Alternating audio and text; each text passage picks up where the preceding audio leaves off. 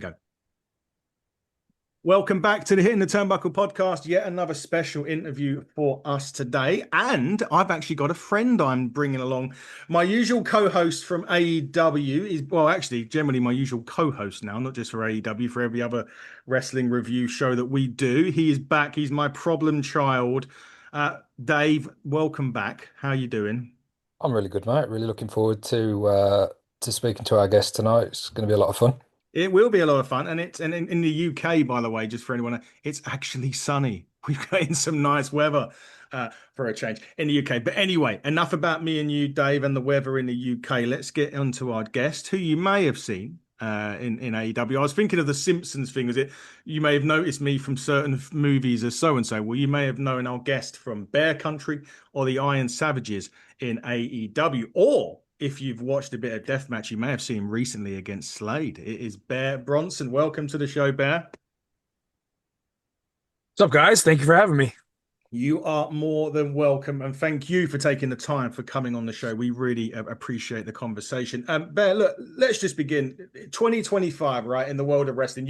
You've had it all. You've obviously been at AEW now, not with AEW, but in general, what are you making of the wrestling landscape in 2025? So the best way I can answer that is just I've since becoming a free agent, it's all about for me what I want to do. Hmm. And it's really because I'm a fan at heart. I've never stopped being a mark. I'll never stop being a mark.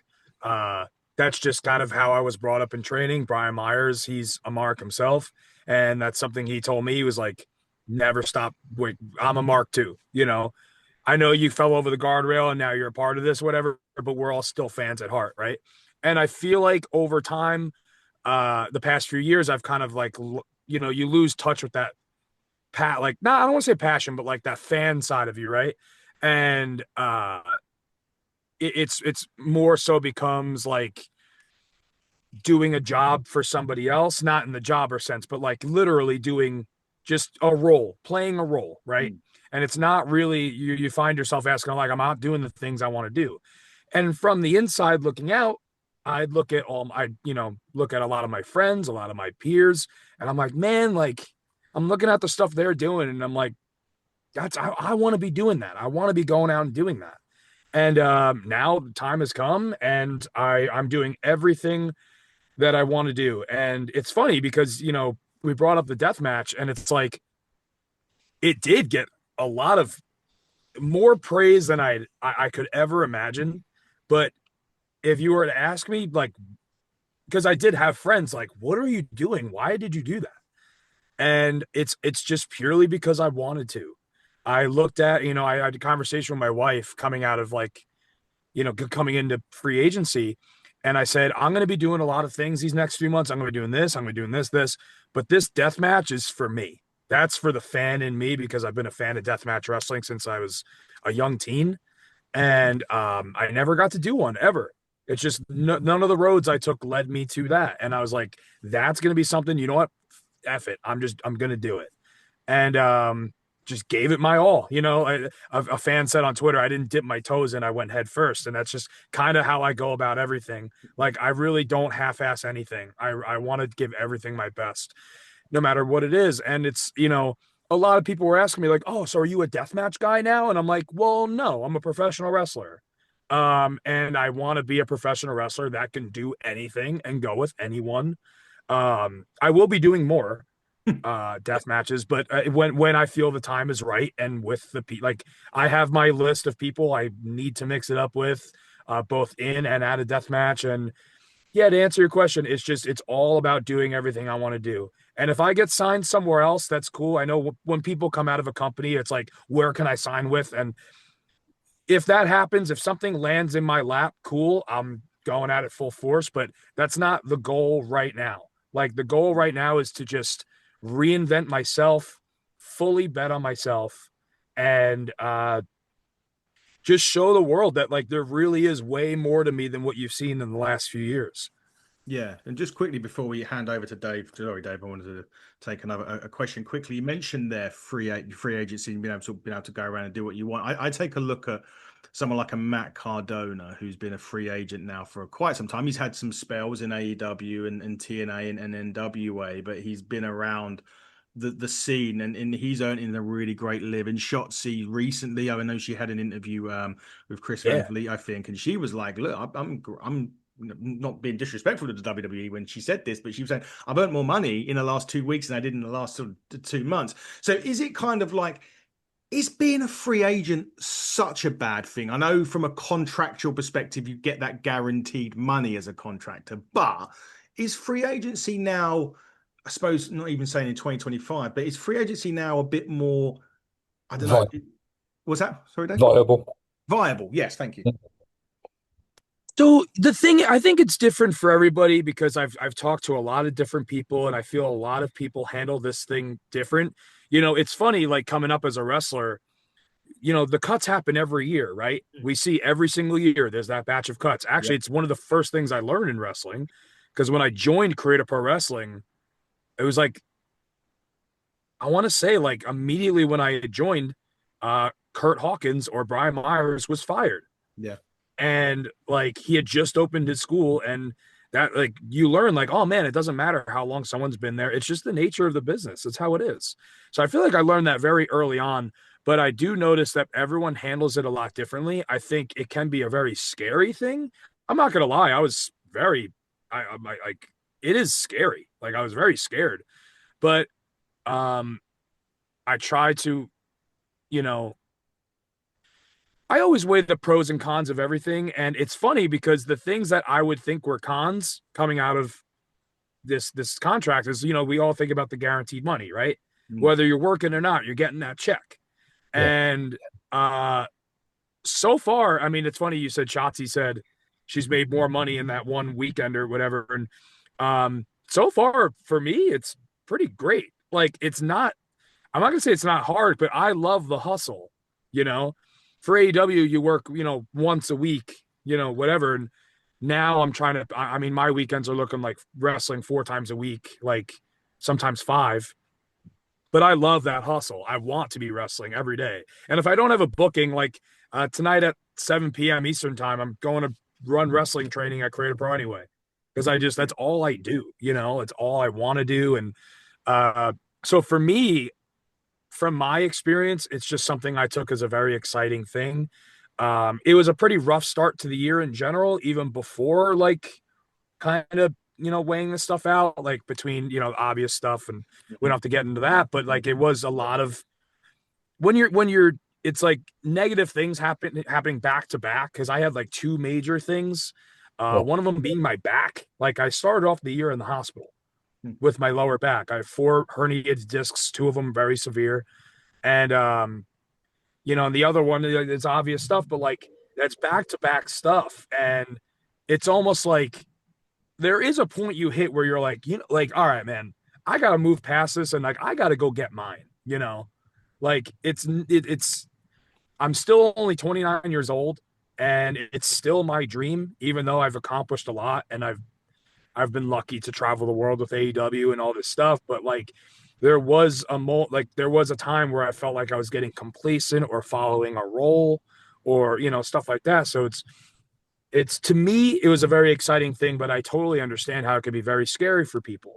And I've mentioned this in other interviews. The very cool thing about AEW is they let you take bookings.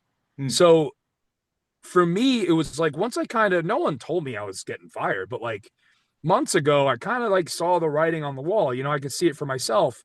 And I kind of just saw like, all right, well, maybe I can get ahead of this because I don't want June 1st to come and it's like, all right, what am I doing? So I was like, I got ahead of it. And I networked, went out there. I love to travel anyway. So I would just drive to shows with whether there were shows my wife was on or stuff like that. And I would just, re-meet with promoters that either I haven't met before or I knew a long time ago and we rekindled that relationship. And like, it just kind of let everyone know what's happening. And everyone's been a really huge help. especially people like Limitless Wrestling and Beyond Wrestling. They were on board with me first. Um, Creative Pro Wrestling's always been there for me. That's my home. But I would say like the Limitless Wrestling, Randy from there, and with Beyond Wrestling, Paul and Drew, they were kind of like, okay, like let's just do. It was all very easy, and all right, let's get the ball rolling now, and you know, everything else kind of just followed. Um, like GCW and stuff like that, and it's all very to me, it's all very exciting. Yeah. I just watched your death match again, Bear, for the second time. What an Cool. incredible match and introduction for the GCW for you as well, and your first death match, as you say. I know you've spoke in other interviews about the trust that GCW gave you, and they kind of go out there and they were totally trusting with you and Slade to open the show as well. Um, Yeah, it's the crazy. yeah, and It's the crazy. feedback, Yeah. there's so many comments I've read, like match of the year candidate, and people particularly that love the deathmatch style, really singing your praises. But I'm interested to know what Brett and the GCW team, what they said to you following the match, what their feedback was, and I'm assuming we may be seeing you again in GCW at some point.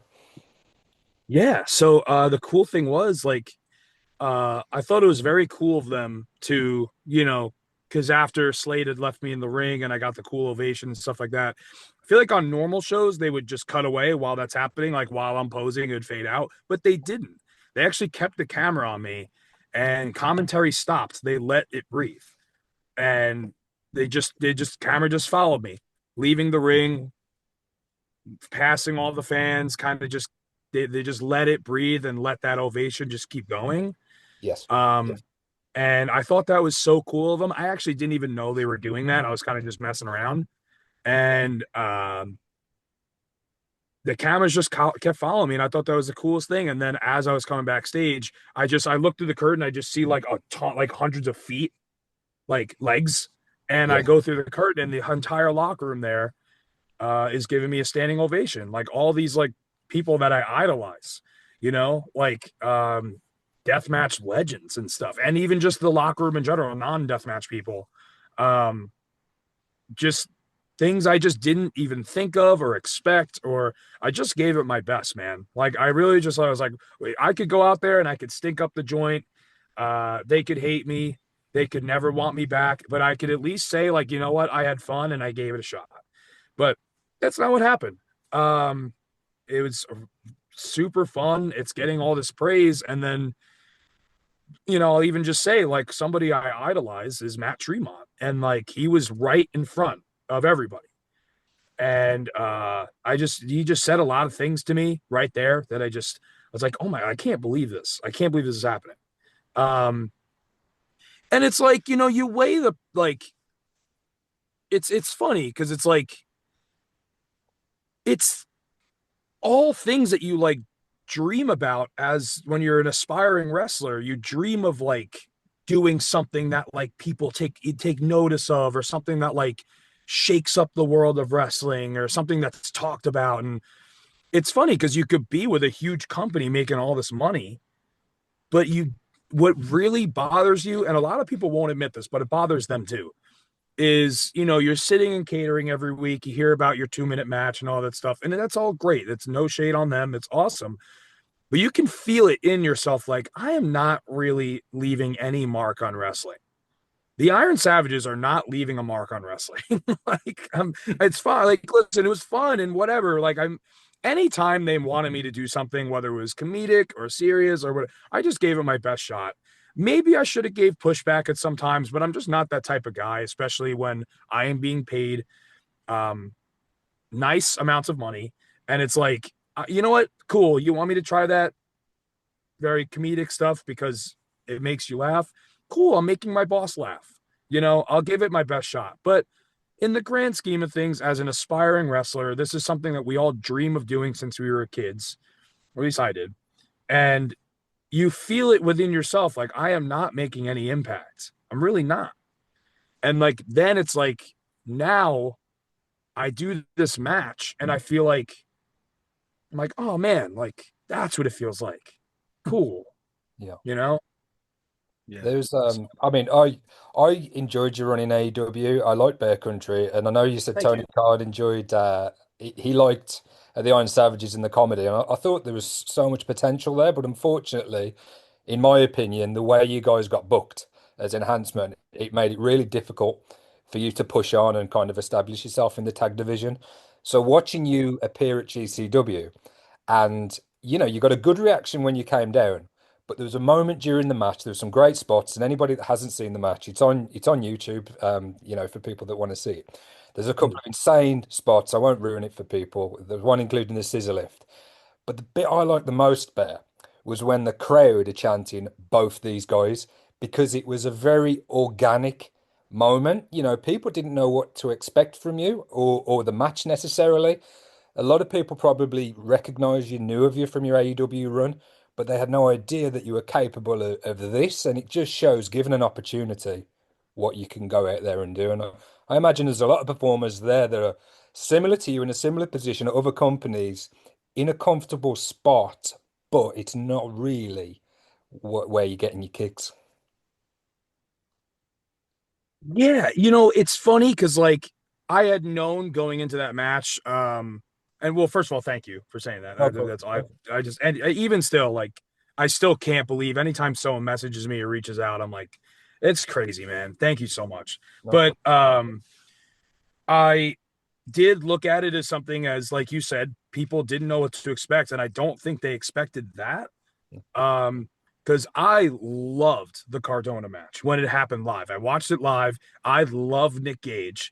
And there is that, like, when the match is going to happen, you're like, I think that's such an exciting thing that I feel like I found myself in. It was like the same position. Even though I'm not like this big heel like Cardona, people went into the match like, I don't think Matt Cardona would do glass or anything like that. But also, it's Nick Gage. So like what there's that excitement and there's that like are they not gonna are we gonna end up shitting all over this or is it gonna be awesome? Like you don't I think not knowing that is so cool. And then I wanted to be different because I thought Cardona and Gage did such a beautiful job taking their time and really building towards that first glass pane spot. And I wanted to do the opposite. So I was like, okay, they did that and they did that beautifully. But you know what? Me and Slater starting the show. What if the first 30 seconds I just get destroyed? Um, and I just felt like it was refreshing and just different, especially being in the same position as Cardona, being somebody who was just with a major company and now is doing their first death match. And I like that it actually did work because I told Slade I was like I'm not going to get any offense in. I want just we'll do the like brawl in the beginning, whatever, whatever. But once I go through that first tower, pick me up right away, and we're going right into the next one. And then count to 5, go pick up a bundle, put it over my back. Then count to 10, grab another, keep going. And I was like, I just feel like that will just start it way differently. And it ended up working because I didn't get a lick of offense in, but the crowd ended up chanting for me right before I gave my first offense. So I was like, I felt like even in the moment, not even watching it back, I was like, I feel the blood all over me. And this is one of the most intense feelings I've ever had in my life because I'd never felt glass before, but I could feel it working.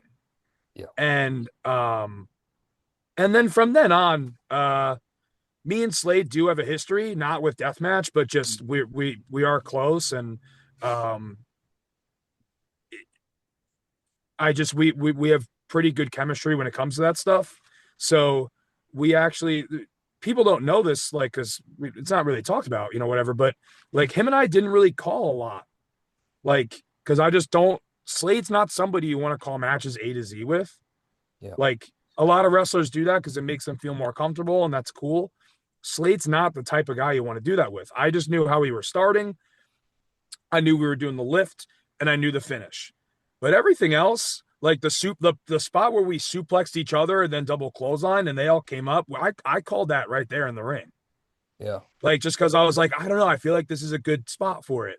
And it's so weird to say in a death match you want to feel out a crowd and like, but you really do. It's just it's so even looking back on it, I'm like, man, that is interesting. I don't know. I still like even watching it back, I'm like, oh man, it's like it is very violent and it is uh I did like I guess you can't plan how much blood you spill, but if you look at my back and my head, it's I don't think I could have bled more.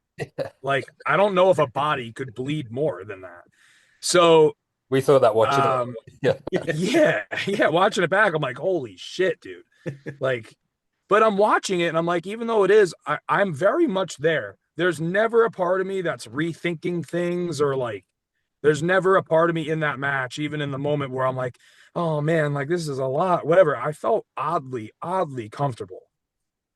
Mm. Cool.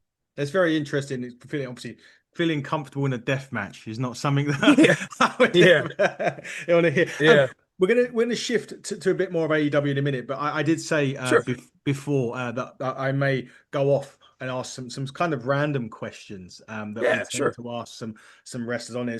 Dave, something you would have heard, but some that you wouldn't have done because I've been writing a few new ones down, and this is one of the first newer questions I've not asked a wrestler before. So, what's that one moment, not necessarily you, but that one moment in wrestling that still gives you goosebumps if you watch it back?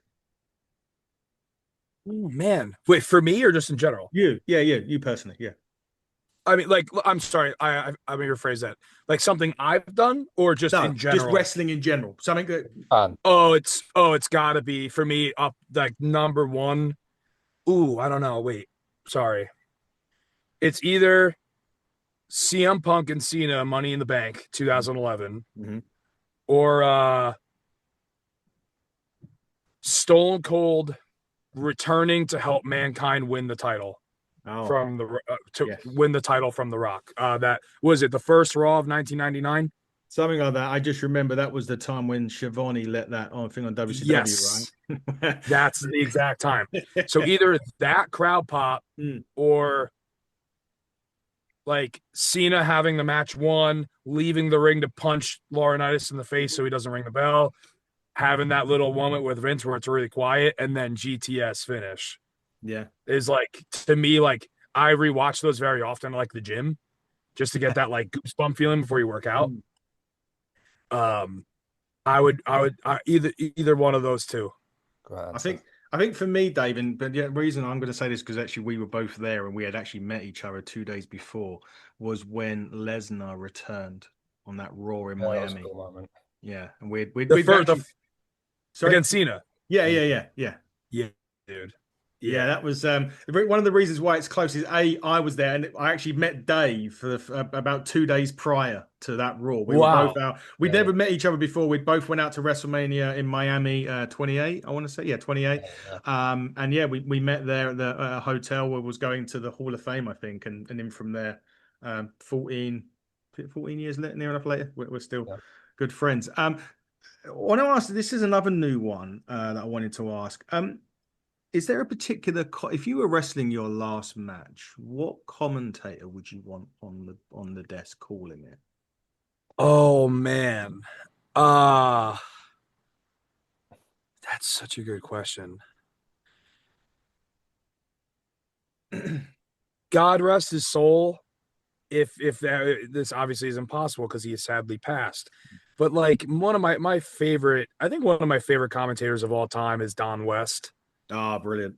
Yeah. And man, if that was just if he was, still with us and oh, he gives me the craziest chills, man, because he's like you can feel his excitement at all times. It's like it's just unmatched. But I feel like if not Don West, um, oh man, I'm gonna go with Don West. Yeah. Just Great show. That is a great show. or no, I guess it has to be with us, right? No. So Anyone, any okay. commentator. Yes. No. Don West is So Don absolutely fine. West, Yeah, Don West is absolutely Definitely fine. Don West. Yeah, that was Cool. great. I'm going to bring some other questions back a bit later. I'm going to move on to a Sure. bit about A. So obviously you got into AEW, but prior to that, and maybe in a year or two, I think prior to you going to AEW, I think you had a match with Santana and Ortiz. I want to say. Yes. You did. Yes. And I didn't know, and this is just a question I wanted to throw out there was, did that have any influence? And you had Butcher and the Blade as well, if I remember correctly, before you Yeah. went to AEW. Yeah. Both with Beyond Wrestling. Yes, both with Beyond Wrestling, exactly that. I don't know, and maybe you don't know if that made any sort of if they pushed for you to be signed at the time, like later on down the line when they were looking, or if that ever come up in a conversation. No. So when we were first coming around with AEW, um, I want to say there was like a large group of people that helped us get our foot in the door. Mhm. Excuse me. Um, you know, um, people like MJF.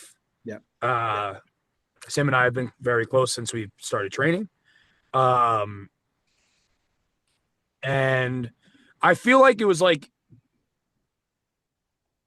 I would say MJF was the one who like got me in contact with QT Marshall, who was Yeah. like booking, extras for Dark at the Yeah. time. Yeah. And then once we were there, I feel like it's different because I've done extra work for WWE when I was younger, and there's like this scary like don't talk to anybody like whatever. Going to AEW, I didn't even wear a suit. I wore like a flannel and jeans, and you go there and it's just like all your friends are there, like Mm. the entire like a lot of the roster is just your friends and people that you've wrestled, and it's just hey, what's up and whatever. And then I feel like it was just when we were there, a lot of people were like, these guys, these guys, these guys. And I'm sure Santana and Ortiz are one of them because those guys are awesome. And um, when we had wrestled them at Beyond Wrestling, it was very much like a passing of the torch thing while they left. Yeah. Um, and we were like the tag team aces because there's no championships with Beyond Wrestling at the time, at least. And it was, I want to say, uh, I would say the main person that helped us put pen to paper ended up being Cody. Oh, okay. Yeah. Cody Interesting. took a big liking to us, which I very much appreciate. Interesting times with Cody Rhodes. MJF though is an absolute character, isn't he? He's there, Yeah. like, you He's never. really, I'll tell you, no, it's really him in real life, man. He's Listen, absolutely. he's my best. Am I allowed to curse? Yeah, Yeah. cool, sure. Yeah. Okay. He's my best friend, but he's a douchebag. He's a douchebag. He really is. Like, I, it's I, just, that's who he is, man. I have one of those feelings where like I never know with him if it was like if that's him or whether he's like just a total opposite. You know what I mean? Because sometimes your character is, but it feels as if he's playing himself in this. It's Well, like, yeah. him being nice is like especially when he thinks he's being nice, it's like I don't know. It's still like not the normal people's being nice. It's really like he's just a different animal, man. He's like he's crazy. He's a crazy person. I mean, But I love him though. But I love him. a lot of the most successful wrestling characters per se are extensions of people's real life personality, but it sounds like Max really kind of is really loyal to that. Yeah, he really is, and like it's been since I met him, and like I've even met his childhood friends that all say the same thing. They're like, "Yeah, he's a fucking asshole." Like he just is, man. And you know what? He knows he respects wrestling so much, Mhm. and it's like I remember him and I in our first year of training, and we were driving around to different shows, and we were like best friends at this point. And he was like, oh, it's because of wrestling. Like if we were in high school together, I would hate you. You would like I would think you're a loser. And I was like, thanks, dude. I appreciate it a lot. Like, and he doesn't think he's being mean and saying that. Yeah, He thinks it's a nice thing because he's trying to be like, oh, wrestling brought us together, and in his mind, it's nice. yeah. While he's saying like, oh no, if we were in high school together, I'd think you're a loser. I'm like, okay, thanks, man. This is really going to sound weird, and I hope I don't offend you, but you sound a lot like Kevin Owens when you talk, Kevin Steen when you talk. I don't know if you've ever had that Cool. anymore. Oh no, I've gotten looks wise, I have. No, it's quite weird. But sound, that's cool. He's like Okay. he's a huge idol of mine, and he's like he is somebody who made me feel like watching him and being such a Steen fan Mhm. made me feel like watching his Ring of Honor stuff at the Yeah. time. I was like, oh, he makes me feel like I could do this. And then Yeah. he went to WWE, and I was like, oh my god, you know. Yeah. So, He's still yeah. So, still doing it now. Hopefully resting up well as well. Obviously, due to the yes. I injury. hope he's doing well too. I don't want to touch on obviously the controversy surrounding CM Punk in AEW, but I did want Sure. to ask if you had ever had any interactions with him, and like not as I say, this isn't a program where I'm going to want you to quote unquote shoot on Punk, but did you have any conversations with him? What were they like? Because right now, he seems to be having the time of his life, and but there is obviously that controversy that happened, and it is what it is, and it's out there, and people can view it, and we're not going to talk about that. But how was he like in terms of interactions with you backstage? Man, I'll give it to you straight. You'll hear a lot of different things. I'm sure some true, some false. I'm very big on I really only go by my own experiences with Mm, people. Yeah. And man, he is one of my favorite people that I've ever met. mm, He was nothing but good to me. Um, he has said some of the nicest things anybody's ever said to me in my life. Um, I'll even just give it like one instance. Because I had helped train Hook a little yeah. leading up to his debut, and just Okay. no, I didn't train him, but like he would come to Cap on off days, and I'd just roll around with him and whatever. And I love Tyler. I love Hook to death. Um, he's a great kid. But I understood my role. I understood like I'm gonna be his second match. The one with Fuego was great. I'm gonna Yeah. be the second one. I very much understand the role.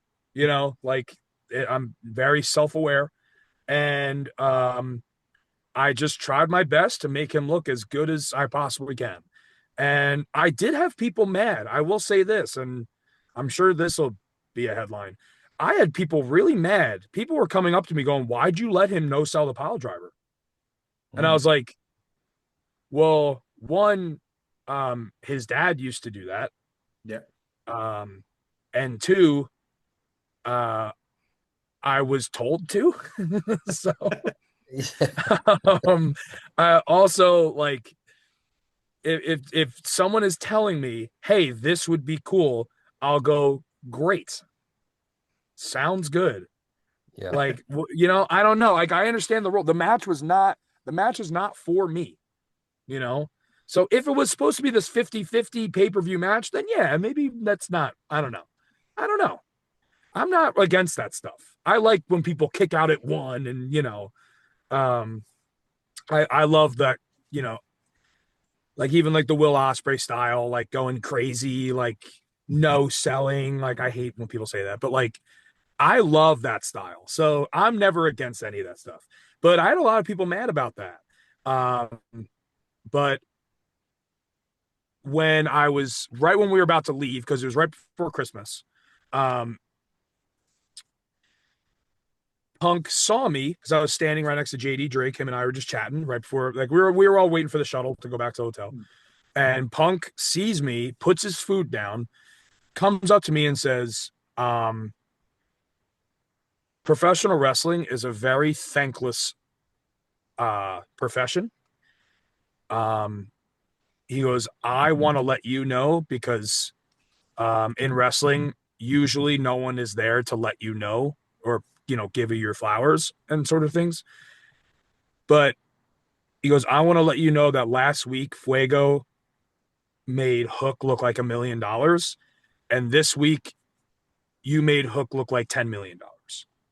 And something he said to me was, um, there will always be a job for people like you in this business.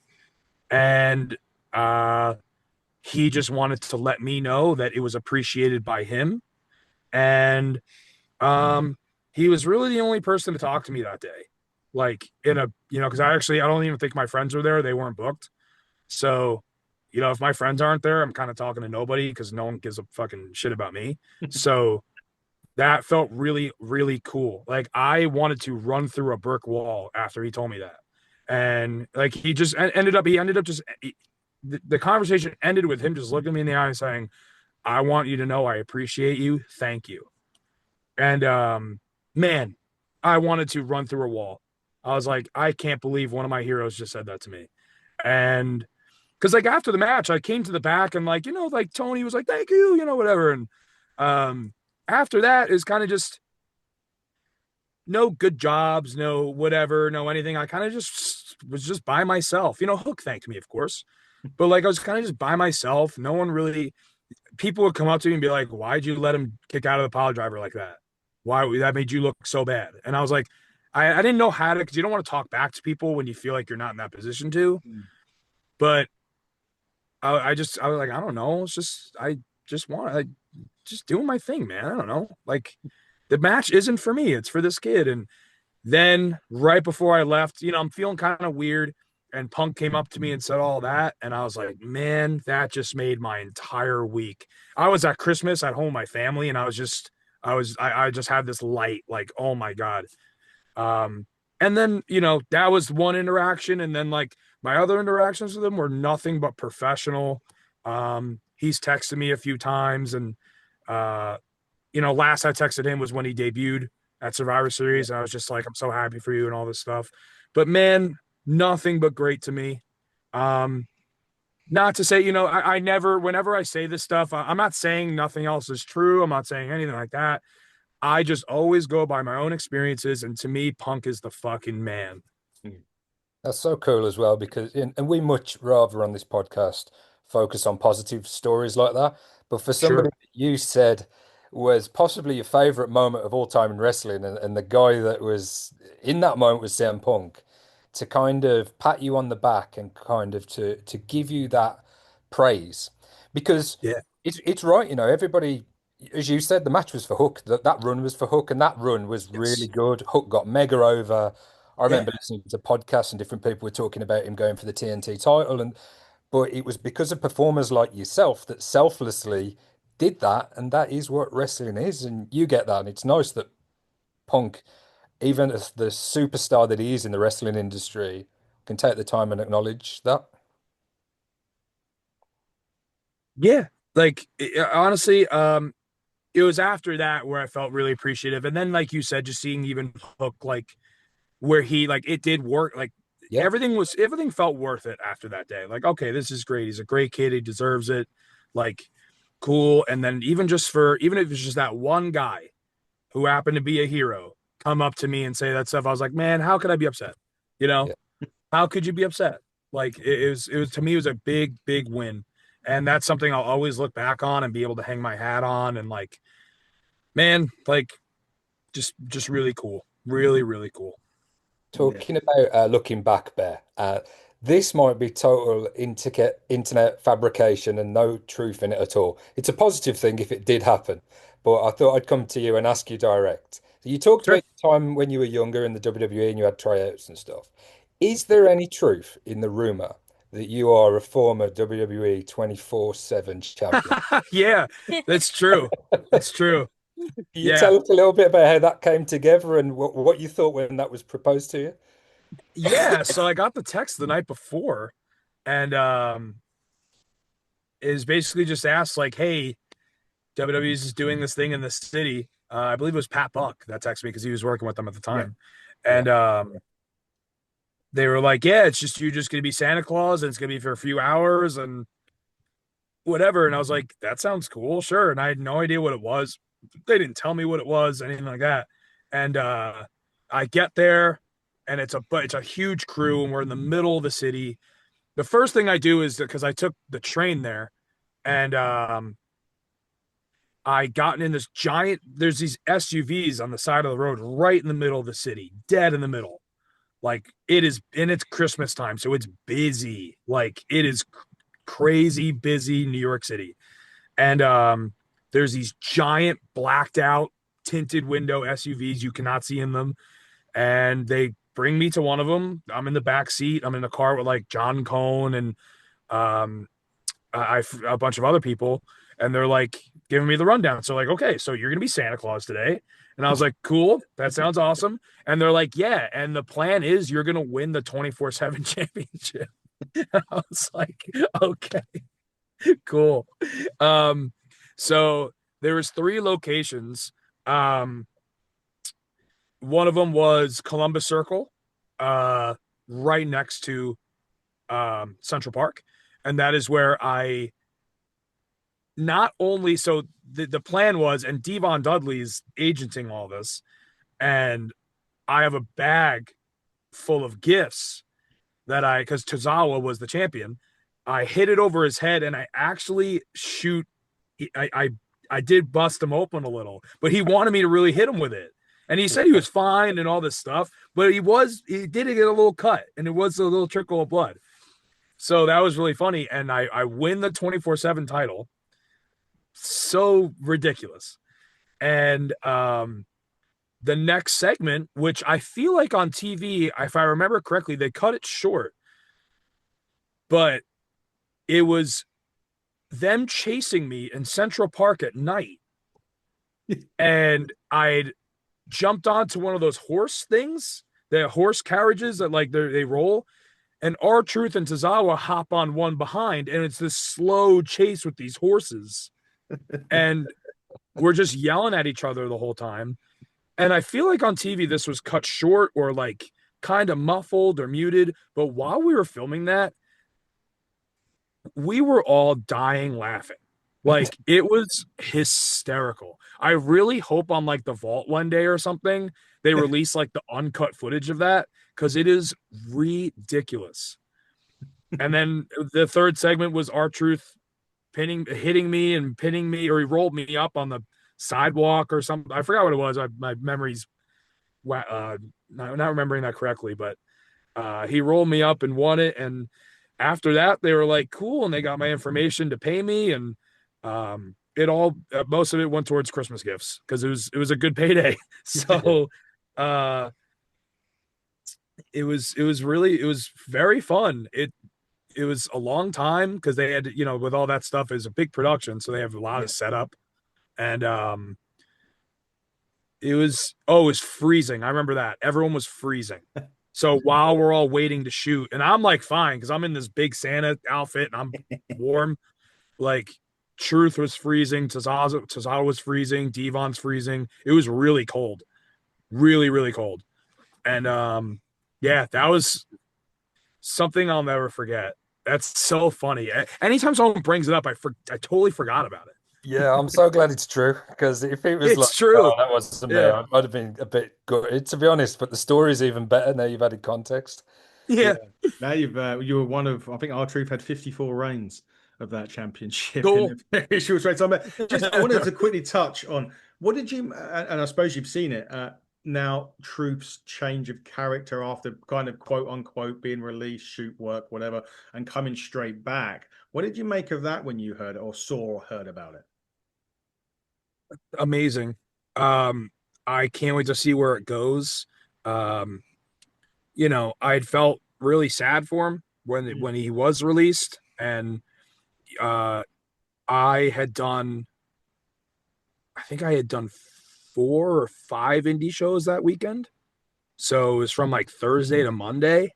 I was just doing shows, and every locker room was talking about it, and everyone was like, it does add a scary feeling to like, because I'm kind of just focusing on myself and how I was, released and stuff like that. So I'm just kind of like sad for him. But I think for aspiring wrestlers, it does add a sense of like fear of like, oh man, like people could just be cut at any time. And it does kind of it. I feel like everyone gets that dose of reality every now and then, and it's kind of like, ooh, like it does like because that's what I felt in every locker room that weekend. Everyone was like, oh man, like for how long he's been there and all this stuff. And then seeing him come back, uh, it was just like magic. It was so cool. I was so hyped, and now them cutting his hair and he's Ron Killings, and I'm like, man, first of all, the guy does not age at No, all. it doesn't. So I don't know what like that guy. It looks like when he was NWA World Champion. Like Yeah. it's crazy. That guy does not age, man. So I just can't wait to see. Like, I think he's wrestling Cena. I think, right? Yes, on SmackDown this coming Friday. Yeah, SmackDown. I can't wait to see it. let me either. Incredible thing about Truth, he doesn't age physically, but the way he moves in the ring as well, his move set is still the same moves he was hitting 20 years Yeah, ago, and it's just crazy. yeah, it's nice that he's getting that run now for what was a potentially real bad and sad situation for him to Yeah, be in the position he's in now, and one of the most talked about wrestlers on the planet right now. Yeah, Yeah, yeah. It's brilliant. crazy how that happens. It's but it does have everyone like you know, it's always like cool, I think, when real life stuff gets intertwined with story. Yeah, I think that's where really, um, you know, because the most we can suspend disbelief, the better. But then yeah, sometimes when you just make things very real, it just makes it. I think like you can feel how the entire world is emotionally invested. yeah. yeah, So it's very cool. definitely. So, I know I am. last question on from me on AEW before I'm going to ask a couple more random ones and then we'll start to wrap up. I Sure. mentioned before, and you've kind of hit on it about being an enhancement talent and whatever for AEW, and you've got in there with some of the big names. I mean, Christian was one. I mean, you had the Yeah. House of Black and a couple of others, and they were really quick matches. Um, do you feel like you could have, or you wish that? I know you kind of said it before with Hook. You mentioned, look, this was for them. That was for Hook, and those matches Yes. where Orange Cassidy, like 31 seconds, was for him. But do you just kind of wish sometimes that you, especially with like the Jerichos and maybe more of the more experienced guys, that they kind of just said, you've got 15 minutes, go out and put on a match with them? Yeah, it's weird because like I would never come to the back like after those like minute and 30-second squashes with like a huge name, like huge household name or something. Like I would never come to the back feeling all mopey and boo-boo Mm, face and stuff like that. I would just feel like incomplete Yeah. yeah. because it would feel so cool being in the ring with like a Jericho or Orange Cassidy or Christian or I could keep going, Malachi Black, all these guys, but it was always for just like I barely even sweat, Yeah. you know, and I'm just like, oh, it's almost like you think about what you dream about as a kid, and you're like, this is almost what I wanted, you know, um, but yeah, I mean, there's plenty. I would say even like we were so hyped and like going into our match with FTR for whatever tournament it was, I forgot, or they had just kind of went on their own like mission of like starting from Yeah. younger talent or whatever. And that was another one that was only like I think 4 minutes, and I didn't know that until the day of. So I was kind of like I trained really hard that week, and I was preparing for like more, you Mm, know.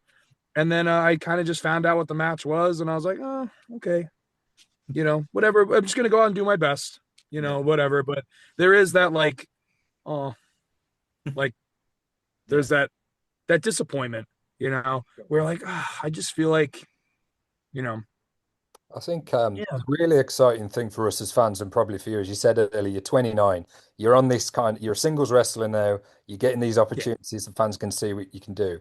Maybe if you ever wind up back in AEW or you go on this sustained run, that those longer matches are still on the horizon. And on the subject of singles matches, I just wanted to ask what your thought, what your take on, because I know you've done a few of these intergender mass. You've wrestled Megan Bain. I think you've wrestled Chris Statlander. Have you wrestled and Willow? yeah. Perhaps? We don't see a lot of that on any of that on WWE or AEW. We've seen it in TNA at times. What is your takes on that? Should we see more of that? The women's wrestling, as you know, gets so much more focus now and time, and I think most of the companies are doing a much better job than they used to with the women. As a guy going in there in a singles match against the likes of Megan Bain, how is that for you? Man, I love it. I think it's so fun, whether it's singles or if I'm tagging with my wife, Gabby Forza. Um, and it's I don't know as far as like because if the question is like my opinion on it, I love it. I have so much fun with it. They're some of my favorite matches. Yeah, Um, I don't know. I think I'm not going to say it'll never happen on TV. I hope it happens on TV. I think AEW would probably be the first to do it. But like, I think whenever WWE has done it, like Stephanie and Triple H versus Ronda and Kurt, like, Yeah. it's Kurt Angle, right? Yeah. So Yeah. like, I feel like that was like a home run. Even the parts where Ronda was like beating up Triple H and stuff, like, Yeah. I feel like that was a home run. So like, you kind of hope things happen little by little until they eventually become more prominent. And I would hope to see that with intergender wrestling. Um, Mm. because I think, because there are wrestling fans like us that love and appreciate everything and whatever, but I think the main worry is like the casual viewer and what they'll think.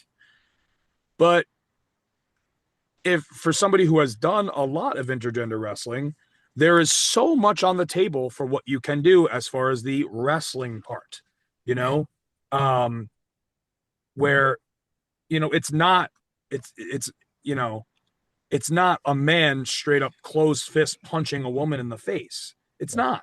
no. It's like there is so much on the table as far as like what you can do. And like, I think that's just the main worry with it. But once we get past that, I think it's something you'll see a lot more. It opens up an entire different world of variety and what different matchups you can make. Like if they had Chris Statlander on AEW TV wrestling guys, it'd be awesome. It Yeah. would be mind blowing. Like there are some matches that I feel like would be like 5-star matches, you know? Um, and then I do think that'll happen. I think it'll get there one day. Um, but I think I think that's not only up to the companies, but I think that's up to the workers to kind of just facilitate that change and just kind of like, okay, well, we'll just keep doing it on an independent level. And whenever it happens on TV, if there's an opportunity, knock it out of the park. And it is up to the workers to kind of like facilitate that change. Yeah, definitely. So we hope to see it. As you say, we did see it a lot in TNA. Dave, you are definitely right there. Tessa Blanchard won the men's heavyweight championship Yeah, right. back in Yeah. the day. Bear, we're just going to start to wrap up in a second, but before we do, I can't not ask you my other couple of random questions that I have written down. The first one Let's is: do it. you got a table for four. It's you and three other wrestling personalities. Who you choosing? Oh my God. Uh Mick Foley, Brilliant. Kevin Owens, Yep. CM Punk. There you go. Simple. Simple as that. What's the one wrestling pay-per-view that you would always look out for in the pay-per-view calendar? Like there's one that, say for example, that you or it doesn't have to be a year. I don't want like 1998 SummerSlam or anything like that. I just want the wrestling pay-per-view that you always say, for example, you never miss, for argument's sake.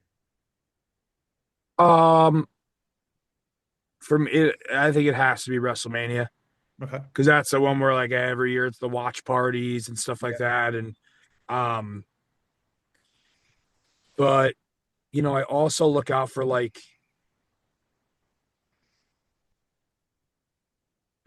anytime TNA does like Bound for Glory Yeah. or Slammiversary, I have to hit those. Yeah. Trying to if there's any deathmatch tournaments Yeah. like Tournament of Survival, Cages before this year before I was on it. Like I would have to look out for those because like I love when shows are variety. Like for me back Yes. in the day, not so much anymore just because I've lost touch with it, but like me and my father used to go every year to CZW Cage of Death. Yeah. It was like you'd have an entire card of like amazing matches and then that death match cage match at the end. It was just like, oh, I got everything tonight, you know? Yeah, I have to. That's the one thing that bugs me about British independent wrestling, and I do work in it. I'm not. I've got to be careful of what I say, but variety, the fact that it's always wrestled in British strong style, I don't like. I prefer to have I prefer to go to a show and you have a tag match, you have a single match, you got the women's matches, you then have like a death match or a street fight, something a bit different, and maybe that they're Sure. wrestled in a different way, right? So I don't mind watching strong style and in technical strong style. because that is two different things. It leads into a strong style, but it goes technically. So that's my big Yes. bugbear. So if you ever wrestle over here in the UK, hopefully you do, and we'll come and see you. But yeah, they just need to be a bit more variety in that. Last question, and then we'll start to wrap up, and you can tell us what you got coming up. Your top three entrance musics in wrestling. What are they? Oh man. Jeez.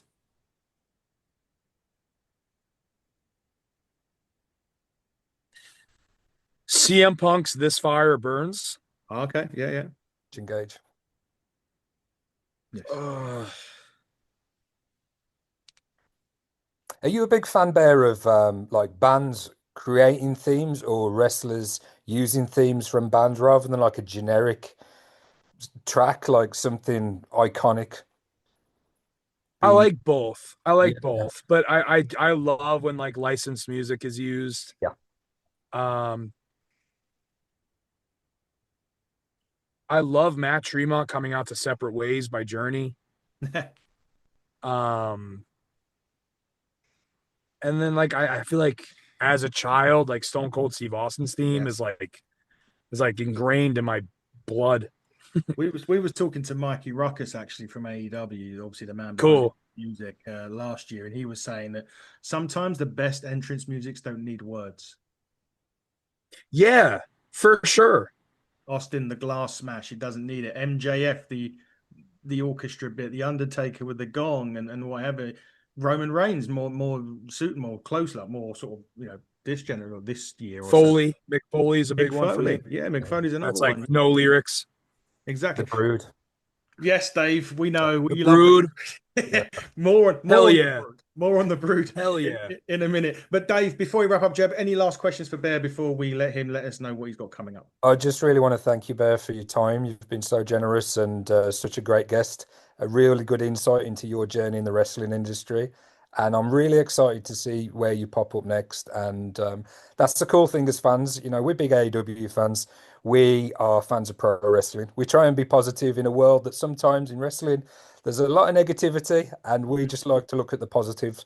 And to see you now embarking on this new run and coming off the back of what I'm sure will be discussed at length at the end of the year when we're talking about match of the year candidates, your introduction to GCW. Just really excited to see what comes next for you. And thank you very much for spending an hour with us tonight. Thank you guys, man. Thank you guys so much for all the kind words. And this is another this one was a really fun conversation. I really appreciate like all the questions today that like I've never asked. Like, because that's always refreshing. You know, like I feel like this is like because I've been picking up a lot of interviews and it's like so far so good with like I'm making sure I'm not giving the same answers with Yeah, everything, but a lot of the questions I feel like are usually the same, and today was like different, completely different. So yeah, that's like that made it really fun. And like anytime I'm asked a question, I'm like, oh, I don't, man, like I like it's great. So thank you guys so much for that. uh and You can find me coming up soon with Limitless Wrestling, C4 Wrestling next week in Ottawa. That's when I'm C4 in Canada is a blast. Um, Beyond Wrestling, Creative Pro Wrestling, and then later in the year in August, you can find me at ICW, No Holds Barred. And I can't clarify when, but you will see me in GCW. brilliant. We look forward to Yes. that and everything else. Guys, just a quick one coming up on the channel very soon. I know, Dave, you kind of touched on it a bit a while ago. We'll be talking to Gangrel from the Brood. So one of your Sick. yeah, one of your Sick. favorite. That would be a great one. Big thanks to the Nemeth brothers for coming on. Obviously, being TN, we are TNA UK Media, so we got given as our kind of special treat. It kind of fell into our 1000th show or YouTube bit of content. It was an interview with the Nemeth, so big thanks to TNA for that. Can't wait to hear from Gangrel in a couple of weeks. And last plug from us, September the 21st in Shenley Road in Boreham Wood. It's the Hitting the Turnbuckle partnering with Ignite one more time for our third Joint show, Buckle Up Free will be coming to you live September the 21st. So tickets will be going on sale in about 3 or 4 weeks for that show. So don't miss it. Names to be announced. And I can't, because I'll get killed if I did announce anything beforehand. So you're going to have to wait or come into July show, Breaking Point on July the 13th. And I may be allowed to do names there. But this has been the Hitting the Turnbuckle podcast with a fantastic guest, Bear Bronson. Dave, I'll see you again later on this week for another couple of review shows. But until then, everybody, buckle down, stay safe, and good night.